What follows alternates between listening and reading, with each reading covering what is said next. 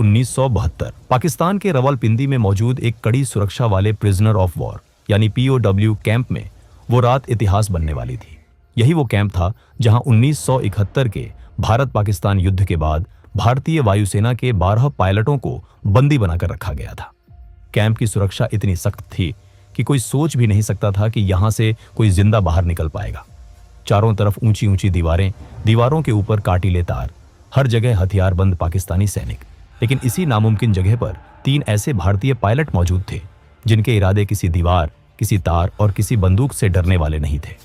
वो इस जेल से कुछ इस तरह भागे जिसे देख पाकिस्तानियों के होश उड़ गए। इस कहानी की शुरुआत होती है 3 दिसंबर 1971 से, जब भारत और पाकिस्तान के बीच जोरदार युद्ध चल रहा था। जमीन पर भारतीय सेना हर मोर्चे पर पाकिस्तान को पीछे धकेल रही थी, लेकिन आसमान में हालात उतने आसान नहीं थे। पाकिस्तान के जफरवाल शहर के पास बना एक ऊंचा वॉच टावर भारतीय वायुसेना के लिए बड़ी परेशानी बन चुका था।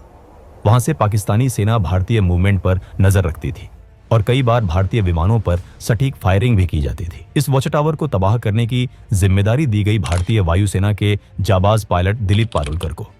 दिलीप पारुलकर अपने साहस, अनुशासन और हिम्मत के लिए जाने जाते थे। उन्हें पता था कि मिशन आसान नहीं है, लेकिन देश के लिए यह जोखिम उठाना जरूरी था। 10 दिसंबर 1971 को दिलीप पारुलकर अपने सुखोई 7 फाइटर जेट के साथ मिशन पर निकले। जैसे ही वो वॉच टावर के पास पहुंचे, पाकिस्तान की एंटी एयरक्राफ्ट गनों ने जबरदस्त फायरिंग शुरू कर दी। गोलियां सीधे उनके जेट की तरफ आ रही थी। कुछ ही पलों में उनका विमान बुरी तरह डैमेज हो गया। हालात बिगड़ते देख पारुलकर ने बिना समय गवाए इजेक्ट किया। उनकी जान तो बच गई, लेकिन किस्मत ने उन्हें दुश्मन की जमीन पर उतार दिया। जमीन पर उतरते वक्त पारुलकर पहले से घायल थे। दर्द से जूझते हुए वो खुद को संभाल ही रहे थे कि आसपास के पाकिस्तानी आम लोग वहां जमा होने लगे। भीड़ दुश्मन चिल्लाने लगी। देखते ही देखते लोगों ने उन्हें पीटना शुरू कर दिया। उनका सामान छीन लिया गया। चोट, थकान और मारपीट की वजह से पारुलकर वहीं बेहोश हो गए। अगर थोड़ी भी देर हो जाती तो शायद भीड़ उन्हें जान से मार देती, लेकिन तभी पाकिस्तानी सैनिक वहां पहुंच गए। सैनिकों ने भीड़ को हटाया और कहा, यह जिंदा हमारे ज्यादा काम का है। इस तरह दिलीप पारुलकर को मौत के मुंह से निकालकर हिरासत में ले लिया गया। जब पारुलकर को होश आया तो उन्होंने खुद को एक अंधेरी, तंग और सीलन भरी कोठरी में बंद पाया। सामने एक पाकिस्तानी अधिकारी खड़ा था। उसने कागज और पेंसिल उनकी तरफ बढ़ाए और कहा, आदमपुर एयरबेस का नक्शा बनाओ। आदमपुर एयरबेस भारतीय वायुसेना का एक बेहद अहम ठिकाना था। पारुलकर ने तुरंत मना कर दिया। इसके बाद शुरू हुआ टॉर्चर का सिलसिला। आखिरकार भारी दबाव में आकर पारुलकर ने नक्शा बना दिया। पाकिस्तानी अधिकारी बहुत खुश हुआ, लेकिन कुछ देर बाद वो गुस्से में वापस लौटा। असल में पारुलकर ने आदमपुर एयरबेस का नहीं, बल्कि मुंबई एयरपोर्ट का नक्शा बना दिया था। गुस्से में अधिकारी ने सजा सुना दी।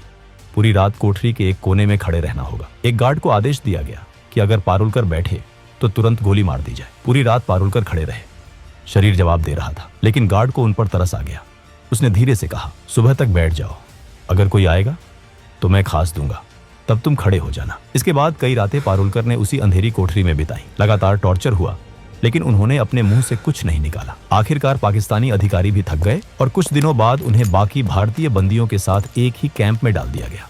यही था रावलपिंडी का POW कैंप, जहां भारतीय वायुसेना के 12 पायलट कैद थे। यहां पारुलकर को पता चला कि बाकी साथियों के साथ भी ऐसा ही बर्ताव हुआ था।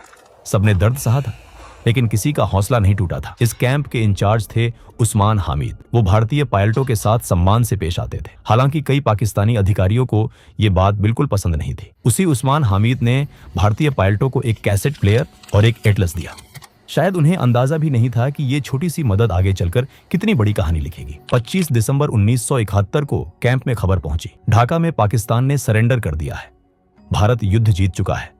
93,000 पाकिस्तानी सैनिक भारत की कायद में थे। कैंप में खुशी की लहर दौड़ गई।